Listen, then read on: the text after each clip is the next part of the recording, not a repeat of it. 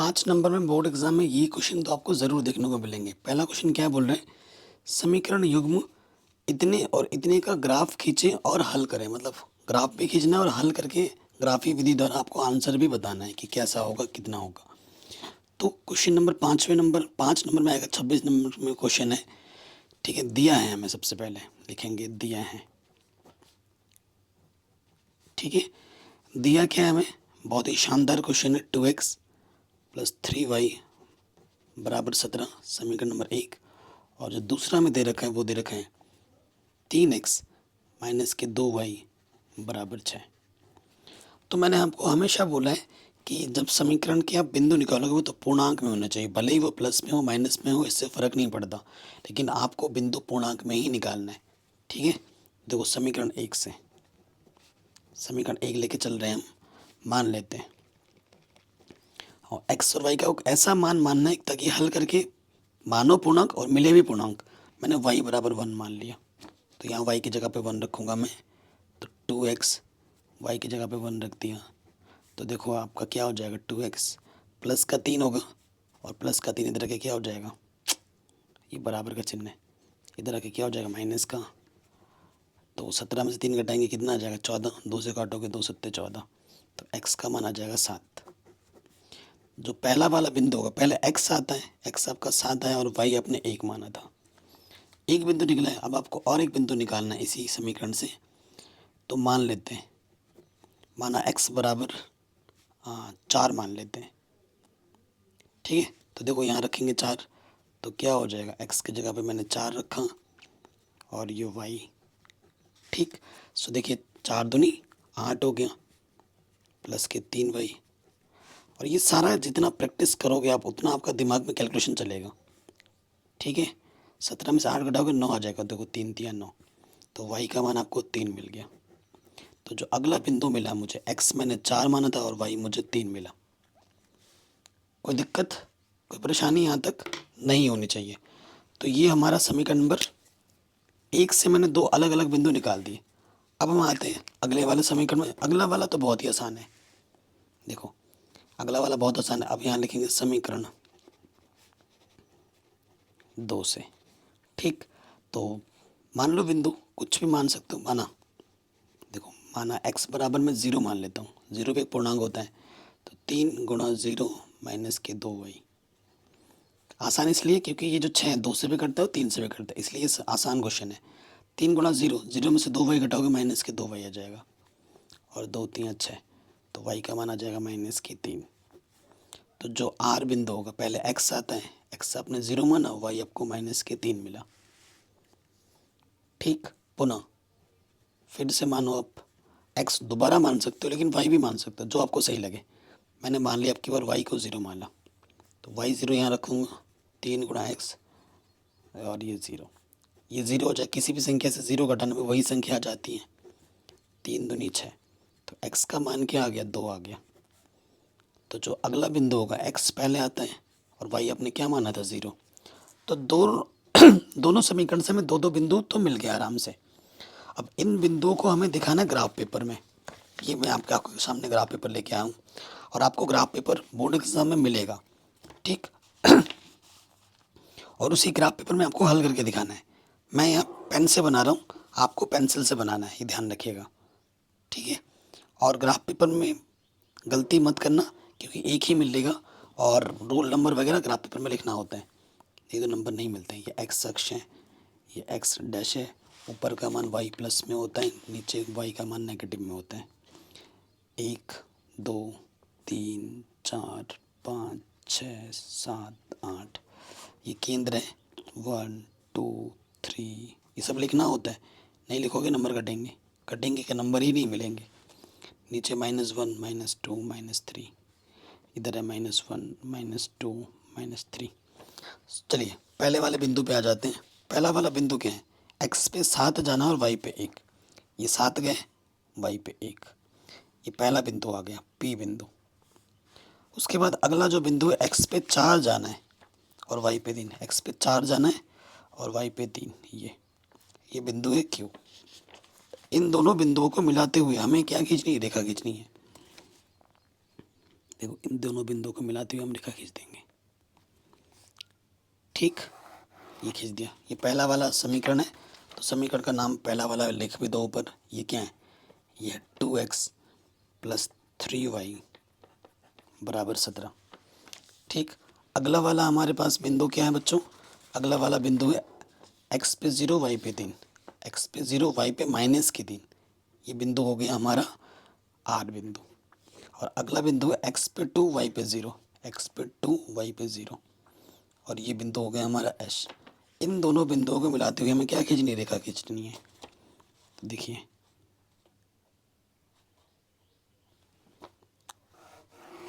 खींच दिया। तो इन दोनों बिंदुओं ने एक जगह प्रतिच्छेद किया, दोनों रेखाओं ने। इसका समीकरण में लिख दो। ये क्या है? ये है 3x माइनस के 2y बराबर 6। तो ये प्रतिच्छेद बिंदु है। ठीक है, इस प्रतिच्छेद बिंदु क्या है हमारे पास? x पे 4 गया, y पे 3। तो ये जो प्रतिच्छेद बिंदु ये हमारा हल होता है। ये हमारा क्या होता है? हल होता है। तो लास्ट में लिख दोगे चूंकि प्रतिच्छेद प्रतिच्छेद बिंदु या प्रतिच्छेदित बिंदु जो लिखना चाहो वो क्या है? 4,3, इसलिए x का मान क्या होगा? 4 और y का मान क्या होगा? 3। ये हमने हमारे ग्राफ खींच के दिखाया भी और ग्राफी विधि से हल भी निकाल के दिखा दिया। और हर साल एक क्वेश्चन, पहला ही क्वेश्चन 5 नंबर में आ जाता है ये। ठीक है, हर साल आता है, पक्का पक्का। तो ये क्वेश्चन 5 नंबर में तो ज़रूर आएगा। ओके, आगे बढ़ते हैं, नेक्स्ट क्वेश्चन में आ जाओ। हर साल आता है ये सब प्रश्न, और ये सारे प्रश्न बोर्ड एग्जाम में पूछे भी गए हैं। कह रहे 80 मीटर चौड़ी सड़क के दोनों और आमने सामने समान लंबाई वाले दो खंभे लगे हुए हैं। इन दोनों खंभों के बीच सड़क के एक बिंदु से खंभों के शिखर के जो उन्नयन कोण है 60 डिग्री और 30 डिग्री हैं। खंभों की ऊंचाई और खंभों से बिंदु की दूरी आपको ज्ञात करनी है। काफ़ी शानदार क्वेश्चन है और आसान सा प्रश्न है। सो देखिए कैसे होगा। Question number 27। देखो हमारे पास क्या है? एक सड़क है और सड़क पे दो खंभे लगे पड़े हैं समान लंबाई के, दो खंभे और एक बिंदु ले लेना सड़क पर, यहाँ कहीं पर एक बिंदु। और इन बिंदुओं से खंभे के जो उन्नयन कोण है, उन्नयन कोण नीचे से ऊपर देखने पे जो बनता है, वो क्या क्या दे रखे हैं? एक 60 है और एक 30 है। और इस सड़क की जो चौड़ाई हमें दे रखी है प्रश्न में वो 80 मीटर है, यहाँ से लेकर यहाँ तक। बताइए कोई डाउट यहाँ तक? कोई दिक्कत यहाँ तक नहीं होगी। अब हमें क्या करना है? मैं इसका नाम देता हूँ ABCDE। ठीक है, अब यहाँ से देखिए क्या हो जाएगा। यहाँ से देखिए क्या हो जाएगा कि मैं इसको मान लेता हूँ, माना BC जो है वो x मान लिया, BC को x मान लिया, तो CD क्या हो जाएगा? देखो इतना x है, 80 में से जब x घटा दोगे तो CD मिल जाएगा। CD हमारा क्या होगा? 80 माइनस x होगा। और हमें ऊंचाई भी निकालनी है, माना खंबे की ऊंचाई h है। अगर ये h है तो ये भी h होगा, क्योंकि दोनों की लंबाइयाँ ऊंचाइयाँ समान है। देखो दो समकोण त्रिभुज बन गए आपके। अब इनको हल कर दो, आपको आपका उत्तर मिल जाएगा 100%। तो त्रिभुज ABC में आ जाओ। पहले इस वाले समकोण त्रिभुज में आ जाते हैं। देखो ये भी हमें निकालना है और ये भी हमें निकालना है। इनमें संबंध लगाओ, AB बट्टे में BC। देखो कोण के सामने वाली भुजा क्या होती है? लंब। और ये हमारी क्या है? आधार। तो लंब बट्टे आधार क्या होती है? tan theta. थीटा हमारे पास कितना है? 60। AB हमारे पास h है और BC हमारे पास x है। और tan 60 का मान क्या होता है? tan 60 का मान होता है √3। तो ये बट्टे का इधर के क्या हो जाएगा गुणे में? तो ये हो जाएगा √3x। अब जहाँ ज़रूरत पड़ेगी इसका इस्तेमाल करेंगे हम। ये इस वाले त्रिभुज में हमने देख लिया। अब इस वाले में आ जाओ, EDC में आ जाओ, इस समकोण त्रिभुज में आ जाओ। EDC में आपको ये निकालना है और ये भी निकालना है। समझ लगाओ, AD बट्टे CD। देखो कोण के सामने वाली भुजा लंब और ये आधार। लंब बट्टे आधार क्या होता है? tan theta. थीटा हमारे पास है 30 डिग्री। ED हमारे पास h है और CD हमारे पास 80 माइनस के x है। और tan 30 का मान होता है 1/√3। तिरछे गुणा करेंगे, किसी भी संख्या को 1 से गुणा करने पर वही आता है, और ये हो गया √3h। ठीक, अब देखो आपको h का मान मालूम है ना, √3x यहाँ रख सकते हो, चूँकि h बराबर क्या है, √3x। ठीक है, तो √3 h के जगह पे मैंने रख दिया √3x, और ये माइनस के x इधर के क्या हो गया, प्लस के x। देखो √3 गुणा √3 3x प्लस x, 3x और 1x 4x, 4 गुणे में इधर के बट्टे में आ जाएगा, 4 दूनी 8 0। तो x का मान जो आ जाएगा वो आ जाएगा 20। पहला आंसर, मतलब उस बिंदु से खंबे की दूरी एक 20 है, दूसरा आपको निकालना है, इसलिए जो BC है वो आपने x माना था, और जो CD था आपके पास वो 80 माइनस के x था, तो BC मिल जाएगा 20 मीटर, और ये आ जाएगा 80 माइनस के 20 यानी कि 60 मीटर। ये भी आपसे पूछा गया था 5 नंबर में। अब खंबे की ऊंचाई भी तो निकालनी है, h क्या है, √3x के बराबर है, चूँकि h बराबर हमारे पास है x √3 और x का मान हमारे पास है 20 √3। ठीक है, तो जो खंबे की ऊंचाई आ जाएगी वो आ जाएगी 20 √3। ठीक है, वेरी वेरी इंपॉर्टेंट क्वेश्चन है, और इस क्वेश्चन को बोर्ड एग्जाम में पूछा ही जाता है हर बार बार। तो ये प्रश्न भी हमारा आराम से बन गया। आगे बढ़ते हैं, नेक्स्ट क्वेश्चन में आ जाओ। कह रहे सिद्ध करें कि किसी बाह्य बिंदु से वृत्त पर खींची गई स्पर्श रेखाओं की लंबाइयाँ बराबर होती है। ये है एक्चुअली प्रमेय 2.2। ये कहाँ है, प्रमेय 2.2 है, क्वेश्चन नंबर 28 5 नंबर में। थेल्स का प्रमेय भी आ जाता है बोर्ड एग्जाम में प्रूफ करने के लिए, जिसे हमने ऑलरेडी करा रखा है अलग से, लिंक्स मिल जाएगी डिस्क्रिप्शन पे।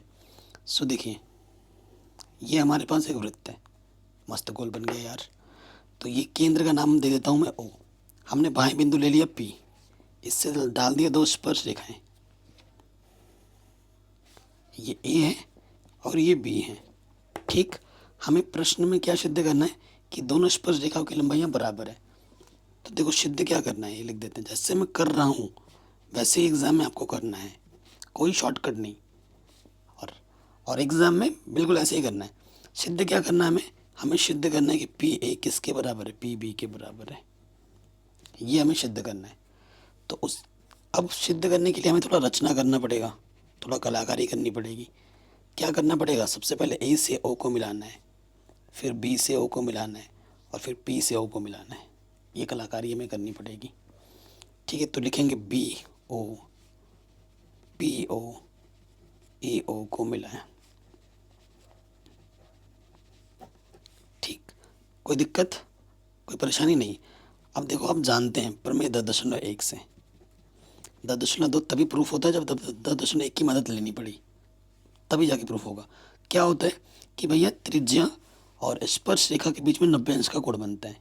ये त्रिज्या और ये जो स्पर्श रेखा, इसके बीच में कितने का कोण बनेगा, 90 का कोण बनेगा। तो बनाओ भाई 90 का कोण, यानी कि जो कोण A है और कोण B जो है वो 90 डिग्री है। इसकी हमें ज़रूरत पड़ेगी। अब देखो, इसको और इसको बराबर दिखाना है, तो बराबर का जब भी कॉन्सेप्ट आए तो समझ लो कि भाई इस त्रिभुज को इस त्रिभुज को हमें सर्वांगसम दिखाना है, और 90 अंश के सामने वाली वजह ये कर्ण है, और 90 अंश के सामने वाली वजह ये कर्ण है। ठीक, तो हमें यहाँ लिखना पड़ेगा त्रिभुज PBO तथा PAO में, त्रिभुज PAO में। ठीक, अब आप देखो बच्चे, आपके पास जो OB है और आपके पास जो OA है ये बराबर है, क्योंकि ये वृत्त की क्या है, त्रिज्या है। उसके साथ साथ देखो बच्चों, ये जो भुजा है दोनों में ओबेनिस्ट है, PO बराबर PO। ठीक है, क्यों ये बराबर क्यों है, क्योंकि ये ओबेनिस्ट है। ओके, अब देखो आपके दो साथ ही साथ अटैच भुजा दोनों के बराबर आ रहे हैं, और ये कर्ण है, दोनों में कर्ण बराबर होना है, और उसके साथ साथ ये 90 है ना, कोण B बराबर कोण A है, क्योंकि दोनों के दोनों 90 डिग्री के हैं। अतः कक्षा 9 में पढ़ा होगा आपने, अतः RHS द्वारा त्रिभुज ये वाला और ये वाला क्या हो जाएगा, सर्वांगसम। RHS कब लगाते हैं, जब कर्ण बराबर हो और उसके साथ साथ एक अटैच भुजा बराबर हो और एक कोण 90 अंश का हो, तो तब हम बोलते हैं RHS। कि त्रिभुज B और PBO सर्वांगसम हो जाएगा त्रिभुज PAO के। ये आपने लिख दिया। अब जब दो त्रिभुज सर्वांगसम होते हैं तो उसमें हम लगाते हैं सीपीसीटी नियम। अतः सीपीसीटी द्वारा, अब कई बच्चे मुझसे पूछते हैं भैया सीपीसीटी क्या है, तो corresponding parts of corresponding triangles बोलते हैं इसको। यानी कि अगर दो त्रिभुज सर्वांगसम है तो उनके संगत कोण बराबर होते हैं, संगत भुजा भी बराबर होती है। तो यहाँ से पी बी और यहाँ से पी ए, तो पी बी बराबर क्या हो जाएगा पी ए, और यही हमें सिद्ध करना था। हैंस प्रूव्ड इति सिद्धम बच्चों, यही हमें क्या करना था, सिद्ध करना था। कोई दिक्कत, कोई परेशानी नहीं होगी। अगला क्वेश्चन जो हर साल आता है, हर साल आता है गारंटी के साथ, इस साल भी आएगा ही आएगा। ऐसा एक क्वेश्चन आएगा, कह रहे एक रेलगाड़ी एक समान चाल से 360 किलोमीटर की दूरी तय करती है। देखो हमारे पास जो रेलगाड़ी है, देखो मैं आपको चित्र बना के थोड़ा समझाने की कोशिश करता हूँ। ये हमारे पास एक सफ़र है जिसकी जो टोटल दूरी है वो 360 किलोमीटर है, और रेलगाड़ी हमारी ये चुकुर चुकुर, ये थोड़ा बना के भी दिखा देता हूँ, ये रेलगाड़ी है, ठीक है। तो हम मान लेते हैं ये जो रेलगाड़ी है ना, माना रेलगाड़ी की एक समान चाल, रेलगाड़ी की एक समान चाल जो हमें निकालनी है, एक समान चाल क्या है, एक्स किलोमीटर प्रति घंटा है। किलोमीटर प्रति घंटा हमने क्यों माना, क्योंकि समय हमें घंटे में बात कर रहे हैं और दूरी हमें किलोमीटर में दे रखी है। तो देखो सबसे पहली अवस्था में आ जाओ, जब एक समान चाल से वो चल रहेगा, ठीक है। प्रथम शर्तानुसार आप जानते हो समय बराबर क्या होता है, समय बराबर होता है दूरी बट्टे चाल, यही होता है ना। तो देखो समय t1 मान लेते हैं, दूरी हमारे पास 360 है, जब वो एक समान चाल से चल रही है तो एक समान चाल कितनी x है, बताइए। यहाँ तक कोई दिक्कत, कोई परेशानी नहीं होनी चाहिए। अब आगे आ जाओ द्वितीय शर्तानुसार में।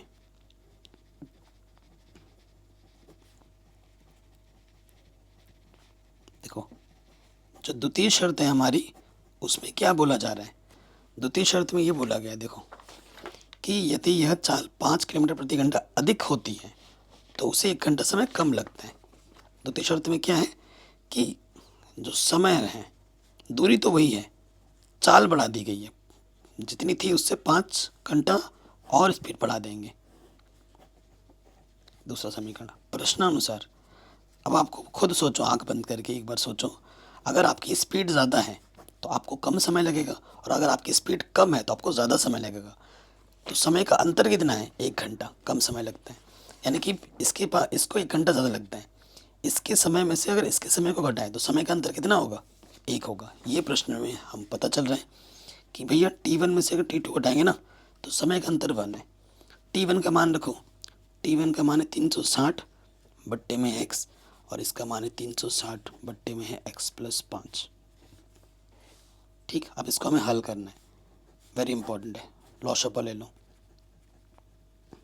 इसकी गुणा इसके साथ, तो ये हो जाएगा 360 गुणा 5, 5 से गुणा किया, फिर x से भी गुणा करना है 360x, और इसकी गुणा इसके साथ 360x बराबर 1। ठीक, सो देखो ये नेगेटिव का ये पॉजिटिव का कटा, और इसके बट्टे में कुछ नहीं तो 1 ले लो। देखो ऊपर क्या है, 5 गुणा 0 0, 5 छंग 30 हासिल लगा 3, 5 तिया 15 और 3 18, बट्टे में है एक्स स्क्वायर प्लस 5x। ठीक है, इस तिरछे गुणा कर देंगे अब हम, तो इसकी गुणा इसके साथ एक्स स्क्वायर प्लस 5x, और इसकी गुणा इसके साथ 1800 आएगा प्लस का, इधर आके क्या हो जाएगा माइनस का। चलो मैं दिखाता हूँ, अब इधर आके हो जाएगा माइनस का। तो ये हमें हमारा एक द्विघात समीकरण मिला है, जिसे अब हमें हल करना है और हमें हमारा उत्तर मिलेगा। ठीक है, सो देखिए बच्चों, यहाँ से आप देख पाएंगे कि ऐसी संख्या, इसका गुणज कुछ नहीं तो 1 है, ऐसी संख्या लो इसकी गुणा इसके साथ कर दें जिनको गुणा करने पे 1800 आए और घटाने पे 5 आए। घटाने पे कितना है, 5 आए, तो 45 और 40 की गुणा करें तो क्या होगा, 45 चौके 1800, हाँ 45 और 40 होगा, 45 में 40 घटाओगे 5 आ जाएगा।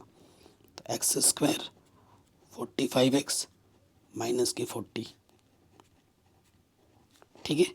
यहाँ से एक जोड़ा आ जाएगा, यहाँ से एक जोड़ा आ जाएगा, एक्स ओवेनिस्ट। एक्स स्क्वायर से एक एक्स बाहर आ गया तो एक एक्स बचेगा, एक्स तो पहले ही बाहर है, 45 बच जाएगा। नेगेटिव, यहाँ एक्स इकलौता है तो 40 ओवेनिस्ट आएगा, आइडिया लग गया। अंदर नेगेटिव है, बाहर का चिन्ह बदल जाता है, ठीक है, बाहर नेगेटिव अंदर का चिन्ह बदल जाता है, और 40 से भाग दोगे 45 बार जाएगा। ये चीज़ और ये चीज़ समान है, जो 2 बार है उसे हम 1 बार रखते हैं, और जो ओवेनिस्ट निकाला है चिन्ह के साथ उसे दूसरे वाले ब्रैकेट में रखते हैं। इसको एक बार 0 मानोगे, यदि x प्लस 45 को 0 माना तो प्लस की 45 इधर की माइनस की 45 हो जाएगा, जो कि अमान्य है, क्योंकि जो स्पीड होती है वो कभी माइनस में नहीं होती, इसलिए इसको 0 मानना पड़ेगा। यदि x माइनस 40 बराबर 0 तो माइनस की 40 इधर की क्या हो जाएगा, प्लस की 40। तो जो रेलगाड़ी की एक समान चाल होगी वो 40 किलोमीटर प्रति घंटा होगी। तो ये क्वेश्चन भी वेरी वेरी इंपॉर्टेंट है, आराम से बन गया, कोई दिक्कत कोई परेशानी नहीं होनी चाहिए। नेक्स्ट क्वेश्चन क्या बोल रहा है, सिद्ध कीजिए कि ये जो सर्वसमीका है इसके बराबर होती है, और ये एनसीईआरटी का प्रश्न है, ठीक है। इसको देखो कैसे सॉल्व करेंगे, तो हम लिख लेंगे बायां पक्ष लेने पर, ठीक है। हम क्या लिखेंगे, बायां पक्ष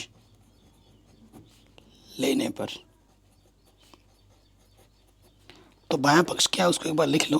हमारे पास बायां पक्ष है sine A plus cosec A की घात में लग जाएगा 2, फिर प्लस में है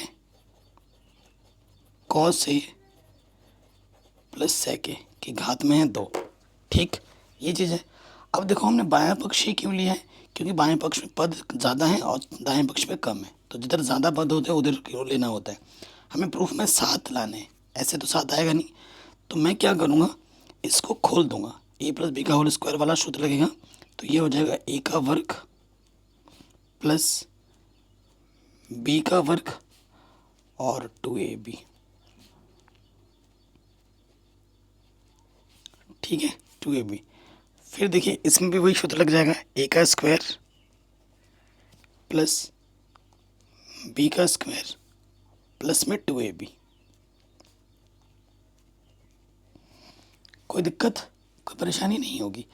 अब देखो बच्चों, साइन स्क्वायर और कॉस स्क्वायर को इस दोनों को हम साथ में लिख लेते हैं, साइन स्क्वायर ए प्लस कॉस स्क्वायर ए साथ में लिख दिया, और इसको हम खोल के लिख सकते हैं, कॉसेक स्क्वायर क्या होता है 1 प्लस कॉट स्क्वायर। आपको प्रूफ में कॉट चाहिए, 10 चाहिए। और देखो ये एक सर्वसमीका होती है, इसका मान कितना होता है, 1 होता है, ठीक। इसको भी तोड़ के लिख दो, सेक स्क्वायर को हम लिख सकते हैं 1 प्लस tan स्क्वायर, और ये भी एक सर्वसमीका होती है, ठीक है। तो जो जो सर्वसमीका आपने लगाई है वो लिखना पड़ेगा, मेंशन करना पड़ेगा। देखो अभी हम लगाएंगे साइन स्क्वायर ए प्लस कॉस स्क्वायर थीटा का जो मान होता है वो 1 होता है, और उसके बाद आपने कॉसेक स्क्वायर लिखा है ना, कॉसेक स्क्वायर ए बराबर क्या होता है 1 प्लस कॉट स्क्वायर ए। उसके बाद सेक स्क्वायर ए बराबर क्या होता है 1 प्लस tan स्क्वायर ए, और sine A into cosec A क्या होता है, ये होता है 1, और कॉस ए इंटू सेक ए ये भी होता है 1। इतने सारे सर्वसमीका हमने लगा दिए इस प्रश्न में, तो इसकी जगह पे 1 रखोगे, 1 1 1 कितने हो गए, ये हो गया 2 2 4 और ये 2 6, प्लस में है कॉट स्क्वायर ए प्लस tan स्क्वायर ए, 6 और 1 7 प्लस का tan स्क्वायर ए प्लस का कॉट स्क्वायर ए, ठीक, यही हमें सिद्ध करना था, ठीक है जी, आराम से बन गया, कोई दिक्कत नहीं होगी। तो ये क्वेश्चन आपको 5 नंबर ज़रूर देगा, हर साल पूछा जाता है। अगले क्वेश्चन में आ जाओ, वृत्त से संबंधित चैप्टर का क्वेश्चन है, और ये उदाहरण का क्वेश्चन है, वेरी वेरी इंपॉर्टेंट है। उदाहरण नंबर जो 2 है एनसीईआरटी का, और उदाहरण नंबर जो 3 है, ये 2 क्वेश्चन बड़े नंबर में हर साल एग्जाम में आ जाते हैं। तो देखो क्वेश्चन में क्या बोल रहा है कि 5 सेंटीमीटर त्रिज्या के एक वृत्त की 8 सेंटीमीटर लंबी एक जीवा। तो पहले देखो जो बोला है एक एक लाइन पढ़ते हैं और चित्र बनाते हैं। क्वेश्चन नंबर 31 है। सबसे आसान तरीके से हम करेंगे। ये हमारे पास एक वृत्त है, ये हमारे पास एक वृत्त है। हमारे पास वृत्त का केंद्र, हम मान लेते हैं कि वृत्त का केंद्र हमारा O है और वृत्त की त्रिज्या कितनी बोली गई है, 5 सेंटीमीटर बोली गई है। ओके, कह रहे हैं 8 सेंटीमीटर लंबी एक जीवा पी क्यू है। 8 सेंटीमीटर लंबी एक जीवा क्या है, पी क्यू। ये हमने एक जीवा ले ली 8 सेंटीमीटर लंबी, पी क्यू है, ठीक है। और यहाँ पी है, यहाँ क्यू है। उसके बाद देखो, अगर त्रिज्या बोलेंगे ना तो ये देखो, इससे इसको मिलाओगे तो ये त्रिज्या है। तो हमें त्रिज्या कितनी दे रखी है, ये त्रिज्या में दे रखी है 5 सेंटीमीटर। पी और क्यू स्पर्श रेखाएं परस्पर एक टी पर प्रतिच्छेद कर दी है, ठीक है। देखो पी और क्यू स्पर्श रेखा भी है, तो पी और क्यू टी पर प्रतिच्छेद करती है, तो बाहरी बिंदु हमारा एक टी होगा, तो इससे इसको मिलाना है। टी और क्यू स्पर्श रेखा बोल दिया था ना इसने, तो इससे इसको मिला दिया। और फिर मैं क्या करूँगा, इससे इसको मिला दूंगा लंबवत। इससे मैंने इसको मिला दिया, ये लंबवत मैंने बना दिया। कोई दिक्कत, कोई परेशानी नहीं होगी। सो देखो यहाँ पर इसका नाम क्या देते हैं, इस बिंदु का नाम मैंने आर दे दिया, पी क्यू आर दे दिया। हमें प्रश्न में क्या बोला है कि टी पी की लंबाई ज्ञात करो। टी पी, ये जो लंबाई है ये हमें ज्ञात करनी है, ठीक है। इस प्रश्न को दो तरीकों से हम कर सकते हैं, ठीक है, दो तरीकों से हम कर सकते हैं। सो देखो हमारे पास क्या है, ओ से टी को मिला देंगे, मिला चुका है।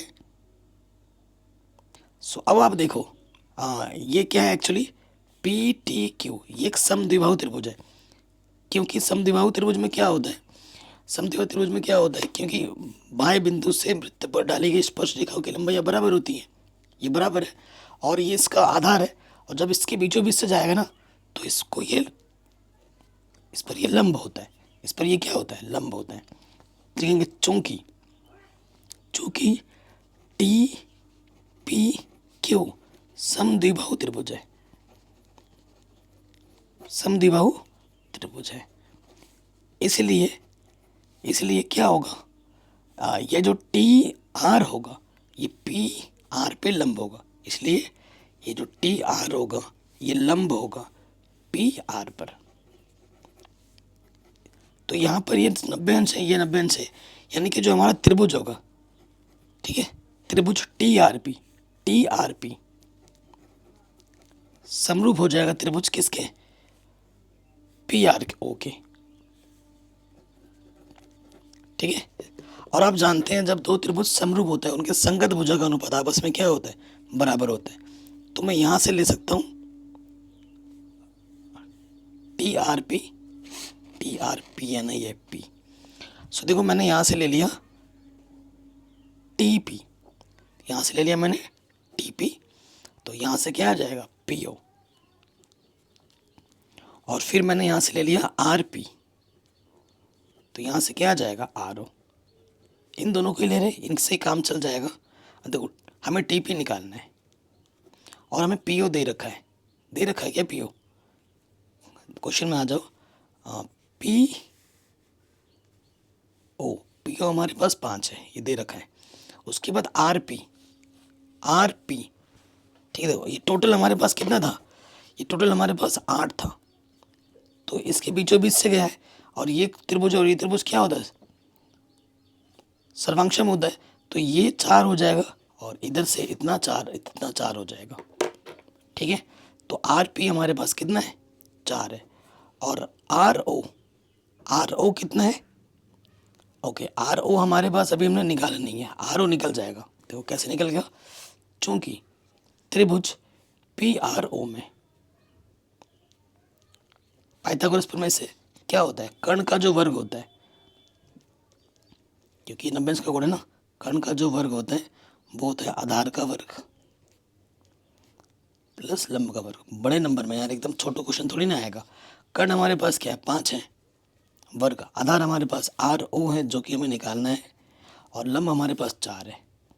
5 का वर्ग 25, आर ओ, ये सब फियर में करना है, कुछ रफ में नहीं करना है। प्लस के 16 इधर के माइनस का हो जाएगा, तो 25 में 16 घटाओगे 9 आ जाएगा, ठीक है।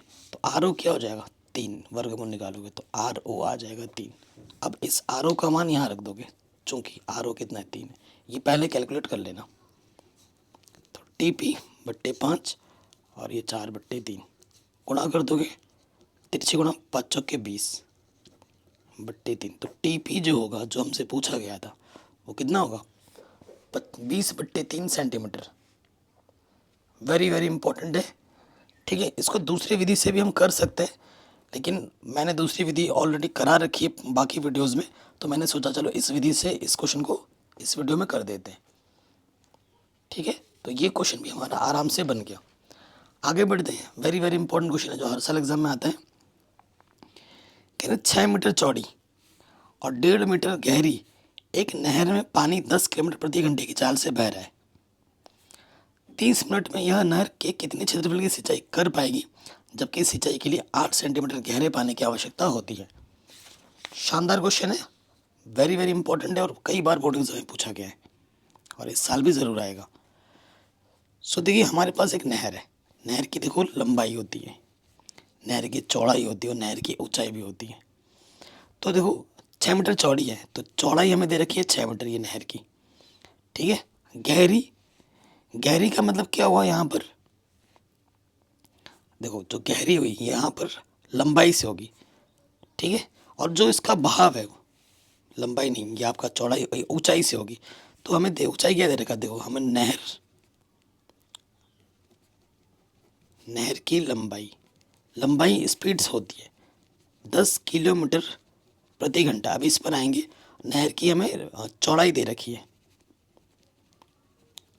नहर की चौड़ाई में दे रखी है 6 मीटर और नहर की जो ऊंचाई दे रखी है, गहराई मतलब ऊंचाई, वो दे रखी है 1.5 मीटर। तो देखो ये मीटर में है और ये मिनट में है, ठीक है। तो इसको हमें चेंज करना होगा, किलोमीटर प्रति घंटा है ना, तो किलोमीटर को देखो मीटर में ना चेंज करना होगा। तो चेंज करने के लिए किलोमीटर को मीटर में चेंज करने के 1000 से गुणा करते हैं प्रति घंटा, तो ये आ जाएगा 10,000 मीटर प्रति घंटा। ये मतलब ये 10,000 मीटर इसकी लंबाई है नहर की, ठीक है। तो इसके अंदर जितना पानी है ना, इसके अंदर का पानी हम कहाँ दे रहे हैं, हम अपने खेत में दे रहे हैं। ये हमारा खेत है, हमें क्या निकालना है, गहरे पानी की आवश्यकता है, खेत का क्षेत्रफल निकालना है। तो खेत का क्षेत्रफल एरिया निकालना है। और जब खेत में तुम पानी लगाते हो, थोड़ा आँख बंद करके सोचो, जब पानी आता है नल है ना, पानी की थोड़ी सी ऊंचाई होती है खेतों में जब आता है, तो वो जो पानी की ऊंचाई हमें दे रखी है, वो हमें दे रखी है कितनी, 8 सेंटीमीटर। तो चूंकि ये मीटर में है, तो सेंटीमीटर को मीटर में कन्वर्ट करने के लिए 100 से भाग देते हैं। ये भाग दे दिया, बताइए कोई दिक्कत, कोई परेशानी यहाँ तक नहीं होगी, ठीक है। तो लिखेंगे 1 घंटे में पानी का आयतन, पानी का आयतन किसका, नहर का। तो लंबाई गुणे चौड़ाई गुणा ऊंचाई, तो लंबाई कितनी है 10,000 मीटर, चौड़ाई ये 6 और ये है 1.5, तो 15 छक्का 90, ठीक है। दशमलव एक स्थान के बाद पीछे से ये 2 3 4 दशमलव गुणा कर दोगे, दशमलव एक स्थान के बाद लग जाएगा, तो ये आ जाएगा कितना 90,000 मीटर, क्योंकि ये 1 घंटे में आया होगा। तो प्रश्न में हमें किसके लिए बोला है, 30 मिनट के लिए बोला है सिर्फ, इसलिए 30 मिनट में पानी का आयतन कितना होगा, ये 1 घंटे में इतना है, तो इसका क्या कर दोगे, आधे से भाग कर देंगे। 1 घंटे में इतना, आधे घंटे मतलब 30 मिनट, 1 2 3 4/2 करोगे तो ये आ जाएगा 45, पीछे से 3 0, इतना मीटर क्यूब। इतना पानी इस खेत में आ रहा है। अब आ जाओ प्रश्न आंसर, देखो क्या होगा, नहर का जो आयतन होगा, नहर से जो पानी आ रहा है वही पानी खेत में जा रहा है, वो क्या हो जाएगा, खेत का आयतन के बराबर होगा। तो खेत का आयतन क्या होता है, क्षेत्रफल गुणे ऊंचाई, और नहर का आयतन तो प्रश्न में दे ही रखे हैं 45,000, ठीक है। खेत का क्षेत्रफल हमें निकालना है, ऊंचाई हमारे पास है 8/100, ठीक है, तो ये इधर आके गुणे में आ जाएगा 45,000, 1 2 3 और 2 जीरो पड़ जाएगा और गुणे का इधर आके बट्टे में आ जाएगा। ठीक है, 8 से इसको जब आप भाग दोगे तो आपको आंसर मिल जाएगा 5625, पीछे से 00। ये हमें हमारा खेत का क्षेत्रफल मिल जाएगा, इतना मीटर स्क्वायर। तो ये हमें हमारे खेत का क्षेत्रफल मिल जाएगा। अगर कहीं पे भी डाउट हो या दिक्कत हो, आप एक बार प्रश्न को दोबारा ज़रूर देखें। ठीक, आगे बढ़ते हैं, अगले क्वेश्चन पे आ जाओ। वेरी वेरी इंपॉर्टेंट है। कह रहे 3 मीटर व्यास का एक कुआं है। ठीक है, एक कुआं है, कुआं जो होता है बेलनाकार होता है, ये कुआं है। आखिरी प्रश्न बच्चों, वीडियो को प्लीज़ लाइक शेयर ज़रूर कर दें और एक बार डिस्क्रिप्शन ज़रूर चेक कर लें। ठीक, कह रहे 3 मीटर व्यास वाला एक कुआं है, इसका जो व्यास है यहाँ से लेकर यहाँ तक वो 3 मीटर है। ठीक, तो कुआं 14 मीटर गहराई तक जा रहा है। कुएं की जो गहराई है वो 14 मीटर है। इससे निकली हुई मिट्टी को कुएं के चारों ओर, इससे जो मिट्टी निकलेगा चारों ओर वृत्ताकार वलय बनाए हुए समान रूप से फैलाकर एक बांध बनाया जाता है। तो इस बांध की ऊंचाई ज्ञात कीजिए। देखो जो बांध बनेगा ना, ये वृत्ताकार बनेगा। ठीक है, वृत्ताकार बांध बनेगा और जिसकी जो चौड़ाई है यहाँ से लेकर यहाँ तक वो 4 मीटर है। वो कितनी है? 4 मीटर है। और तो इसका जो ऊंचाई होगा, इसकी जो ऊंचाई होगी वो हमें निकालनी है। ठीक है, इसकी जो ऊंचाई है वो हमें निकालनी है। तो देखो, चूंकि देखो यहाँ से लेकर यहाँ तक एक त्रिज्या होगी। ठीक है, और जब इधर से वलय बनाओगे ना, वलय का आयतन निकालने के लिए, और इस यहाँ से लेकर यहाँ तक एक त्रिज्या होगी, क्योंकि इसके अंदर से जो मिट्टी निकलेगा उसी मिट्टी से तुम बाहर बाहर से वो बना रहे हो, बांध टाइप। ठीक है, तो आपको पता है चूंकि कुएं का जो आयतन होगा वो किसके बराबर होगा? वो होगा बांध के आयतन के बराबर। ठीक, तो कुएं का आयतन कुएं का आयतन देखो, इधर से त्रिज्या निकाल लो, तो ये त्रिज्या क्या है? देखो स्मॉल आर। चूंकि स्मॉल आर क्या होगा? व्यास 3 है, त्रिज्या हो जाएगी 3/2। और हमारे पास जो ऊंचाई है, ठीक है, इस ऊंचाई को कैपिटल एच नाम दे। चलो इस कैपिटल एच नाम दे दिया, 14 है, और इसकी ऊंचाई एच है जो कि हमें निकालनी है। तो देखो, कोई एक आयतन का सूत्र होता है पाई आर स्क्वायर एच, और बांध का आयतन क्या होगा? देखो इधर से क्या है, इधर से क्षेत्रफल, क्योंकि क्षेत्रफल गुणा ऊंचाई आयतन के बराबर होता है। तो इधर से क्षेत्रफल बड़े वाला वृत्ताकार रूप में, तो बड़ा वाला वृत्त का क्षेत्रफल में से छोटा वाला वृत्त जब घटा दोगे तो बाहर बाहर से बच जाएगा, माइनस की पाई आर स्क्वायर गुणा ऊंचाई। आयतन क्या होता है? क्षेत्रफल गुणा ऊंचाई। ठीक है, चूंकि कैपिटल आर हमारे पास क्या है, यहाँ से लेकर यहाँ तक 3/2 है, और यहाँ से लेकर 4 और जोड़ दोगे तो इसके बट्टे में कुछ नहीं तो 1, तो 1 3 3 4 दूनी 8, तो ये आ जाएगा 11/2। ये कितना आ जाएगा? 11/2। अब हल करो, देखो पाई यहाँ से माइनस है। ठीक, इधर भी पाई है, पाई से पाई कटा। स्मॉल आर का मान हमारे पास है 3/2, स्क्वायर है तो 3/2 गुणा 3/2, और हमें एच का मान निकालना है। सॉरी, एच तो हमें दे रखा है ना, कैपिटल एच 14 है, सॉरी ये 14 है। देखो फिर यहाँ कैपिटल आर यानी कि 11/2 का वर्ग, और फिर है स्मॉल आर कितना? 3/2 का वर्ग, गुणे में है एच। ठीक है, यही एच हमें निकालना है। ठीक है, बांध की ऊंचाई निकालनी है। अब इसको हल करो, 2 सत्ते 14, तो ये आ गया 3 3 9, 9 सत्ते 63, 63/2। अब इसको हल करो, 11 ग्राम 121 बट्टे में 4, 9 बट्टे में 4, लॉस आ जाएगा 4, और 121 में से 9 घटा देंगे। ठीक है, और इधर है 63/2। अब देखो घटाएंगे तो 11 में से 9 घटाएंगे तो 2 बचेगा। ठीक है ना, और यहाँ से आ जाएगा कितना? 112। ठीक है, 112 बचेगा, बट्टे में है 4, और इधर है 63, बट्टे में है 2 एच, 2 दूनी 4। ठीक है, तो 3 दूनी 6, और 6 दूनी 12, 126 आ गया और ये घोड़े में इधर के बट्टे में आ गया।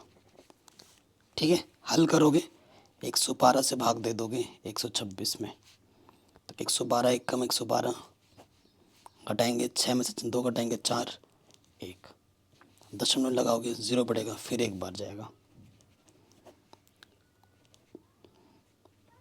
ठीक है, 0 पड़ जाएगा तो 2 बार 3 बार। तो आइडिया लग गया हमें कि दशमलव के 2 स्थान तक लेना वही बहुत है। h बराबर आ जाएगा 1.13 मीटर। यहाँ लिख दोगे लगभग, दशमलव के 2 स्थान तक लिया है ना, बस यहीं पर छोड़ दो, पूरे नंबर मिलेंगे। तो ये तुम्हें तुम्हारा आंसर बड़े आराम से मिल जाएगा। और इस तरीके से मैंने आज के वीडियो में आपको 5 नंबर के 6 मोस्ट इंपॉर्टेंट क्वेश्चंस कराए हैं, जो कि बोर्ड एग्जाम के दृष्टिकोण से बहुत ज़्यादा इंपॉर्टेंट है। और ये सारे प्रश्न कभी ना कभी बोर्ड एग्जाम में पूछे गए हैं और इस साल भी एग्जाम में आ सकते हैं। बाकी मैंने सब कुछ बढ़ा रखा है, लिंक्स मिल जाएगी डिस्क्रिप्शन पे। चैनल पर नए हैं तो सब्सक्राइब करें और वीडियो को हर जगह शेयर करें। किसी भी प्रकार की वीडियो की आवश्यकता हो कमेंट करके हमें ज़रूर बताएं।